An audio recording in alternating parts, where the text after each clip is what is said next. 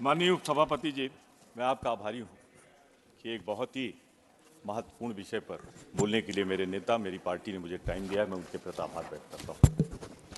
माननीय, इस मुद्दे पर मैं ये स्पष्ट करना चाहता हूँ कि मैं उत्तर प्रदेश का रहने वाला हूँ। उत्तर प्रदेश में भी अवध का रहने वाला हूँ और अवध में भी फैजाबाद, तत्कालीन अब अयोध्या का रहने वाला हूँ और मैंने इसे बहुत करीब से देखा है। मैं हर वक्त विधानसभा का सदस्य रहा। उस समय मैंने इसके उतार चढ़ाव बहुत करीब से देखे।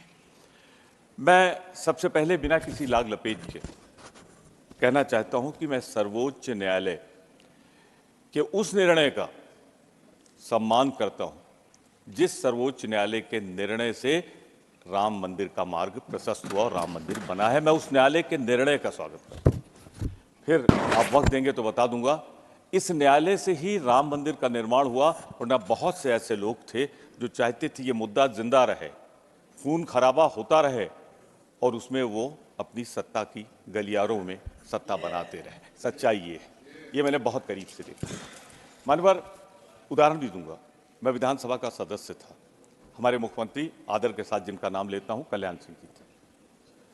जब उनकी विधानसभा बन गई, मुख्यमंत्री हो गए, तो मैंने उनसे पूछा कि आप तो कहते थे, वो एक नारा था उस समय लगता था बड़ी श्रद्धा के साथ, राम लला हम आएंगे, मंदिर वहीं बनाएंगे। तो कल्याण सिंह जी, आप तो पहुंच गए, अब कब बनेगा? कहला जब केंद्र की सरकार बन जाएगी। केंद्र भी बन गई तो मैंने उनसे पूछा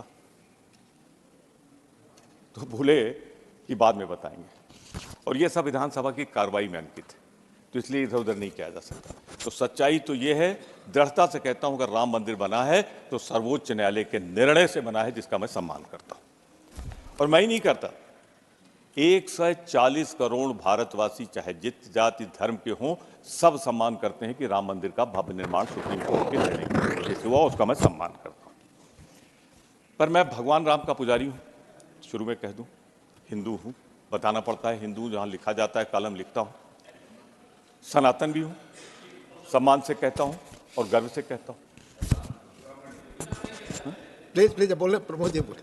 मानवर, ये कह रहे हैं ब्राह्मण भी हूं तो हूं और गर्व करता हूं मानवर। पर मैं उन लोगों में हूं जो भगवान राम के प्रति, जैसा हमारे नेता विरोधी दल कर रहे हैं, आस्था रखता हूं, उनकी पूजा करता हूं, उनकी आराधना करता हूं, उनके बताए सिद्धांत पर चलता हूं जो मर्यादा पुरुषोत्तम ने रखे हैं।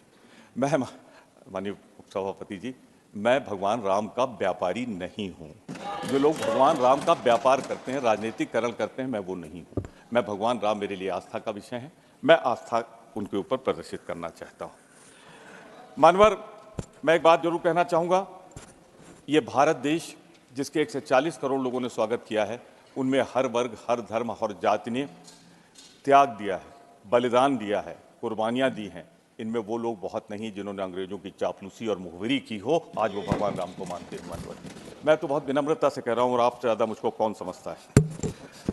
मानवर, मैं ये कहना चाहता हूं कि एक सबसे बड़ा पुजारी अगर भगवान राम का कोई है, राजनीति में रहा भी, नहीं भी रहा, दिशा भी दिखाता रहा, तो राम का सच्चा पुजारी गांधी था, महात्मा गांधी थे।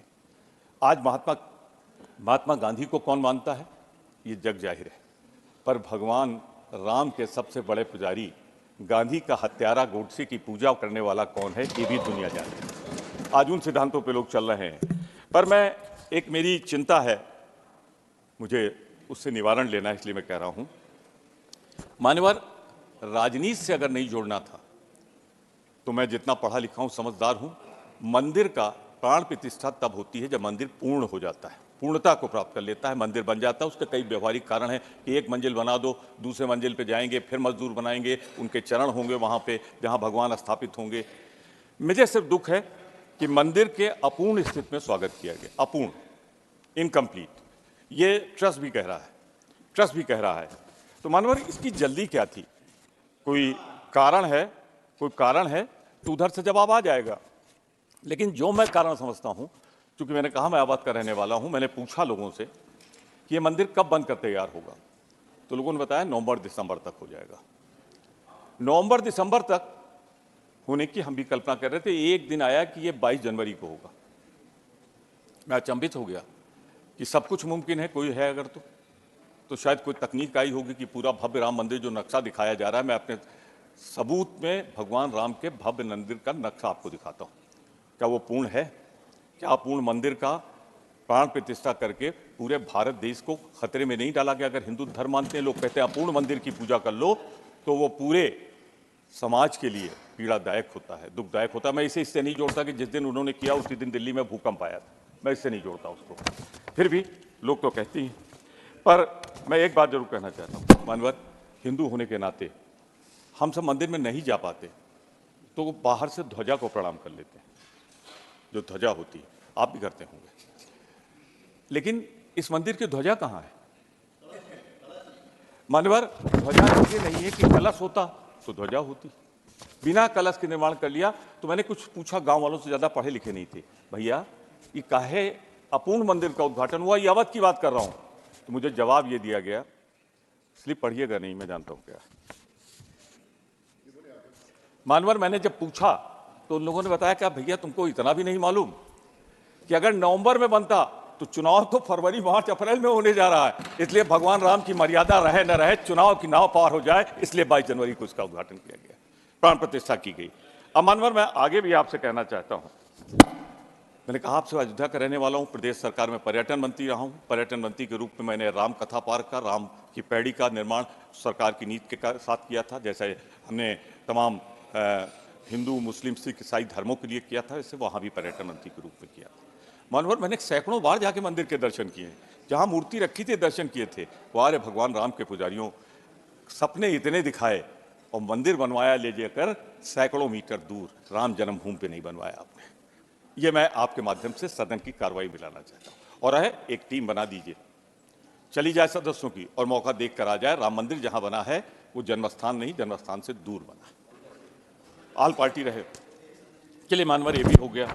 अब तो मैं आपसे ये कहना चाहता हूं कि बड़ी चर्चा हो रही कि जैसे पहली बार हवाई जहाज वहां गया, निसंदेह अंतर्राष्ट्रीय राष्ट्रीय उसका विकास हुआ। मैं नागरिक उड्डयन मंत्री के रूप में पहला हवाई जहाज मैंने अपना उतारा था अयोध्या में, जिसका विस्तारीकरण, पर हमारा ये था कि सभी जगह होना चाहिए, इसीलिए देवा शरीफ में, लखनऊ का किया, कई जगह किया। मानवर मैं एक बात और आपसे कहना चाहता हूं बहुत ही विनम्रता के साथ, इसमें बार बार जो भगवान राम की मर्यादा भंग की जा रही ना, कहीं कार्रवाई क्यों हो रही? आज के बाद कोई कार्रवाई नहीं होगी, उसके बाद चुनाव होगा। सब कुछ तो आप समझदार हैं, समझ रहे हैं, पर बोल नहीं रहे हैं, इसलिए कि आपको बोलना नहीं चाहिए, मैं बोल सकता हूं इसलिए बोल रहा हूं। आखिरी एजेंडा क्या है आज का, चुनाव के पहले का? राम मंदिर। तो राजनीतिकरण जो लोग कर रहे हैं, भगवान मर्यादा, रामपुर से एक ही विनती करता हूं, जिन्होंने पूजा की, हमारा टाइम है, मेरी पार्टी है, मेरा टाइम है। तो आपके पार्टी है, ठीक है, मैं एक्सटेंड करूं।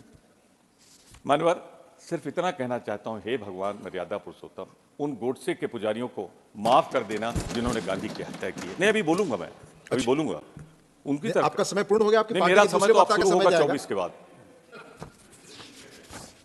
मानवर एक बात मैं और कहना चाहता हूं आपसे विनम्रता पूर्वक, राम मंदिर पे ऐसा भ्रम पैदा किया कि न जाए लोग। राम मंदिर 22 जनवरी को भी बहुत से लोग गए, मैं तो कई बार गया हूं, जाता भी रहूंगा, किसी को रोका भी नहीं गया, लेकिन एक भ्रम फैला दिया गया।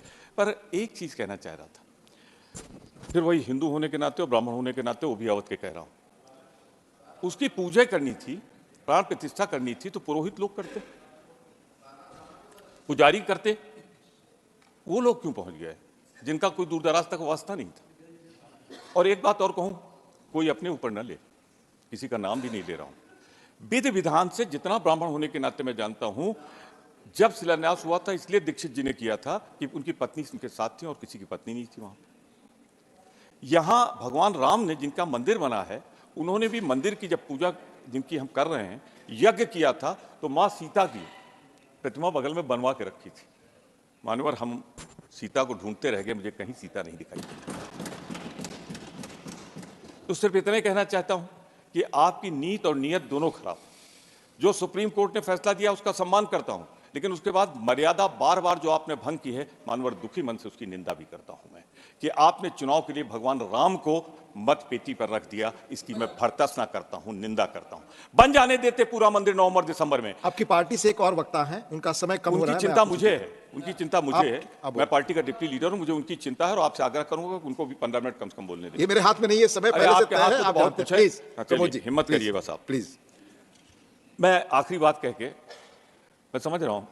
मैं आखिरी बात कहना चाहता हूं, इधर जो बैठे ये भगवान राम के पुजारी और उधर जो बैठे हैं वो भगवान राम के व्यापारी हैं, भगवान राम को व्यापारी। मैं बहुत स्पष्ट रूप से कहना चाहता हूं मानवर, इन्होंने बार बार, हरनाथ जी अब जाने वाले हो, बैठ जाओ बैठ जाओ बैठ जाओ। मैं ये भी कहना चाहता हूं, हम भगवान राम की मर्यादा की रक्षा करने के लिए प्राण दे सकते हैं और ये वो हैं जो अपने राजनीतिक स्वार्थ के लिए प्राण लेते हैं, हम प्राण देते हैं। हमारी पार्टी वो है जो राष्ट्र के लिए इंदिरा गांधी को, राजीव गांधी का बलिदान देती है, ये वो है जो महात्मा गांधी को उनका बलिदान लेते हैं। ये उस गोष्ठी के पुजारी है। इन शब्दों के साथ मैं एक बात कह के समाप्त कर दूंगा। बैठ जाओ यार। मैं एक बात कह के अपनी बात समाप्त कर दूंगा मान्यवर। भगवान राम को निज़ाम मुस्तफ़ा भी कहा जाता है।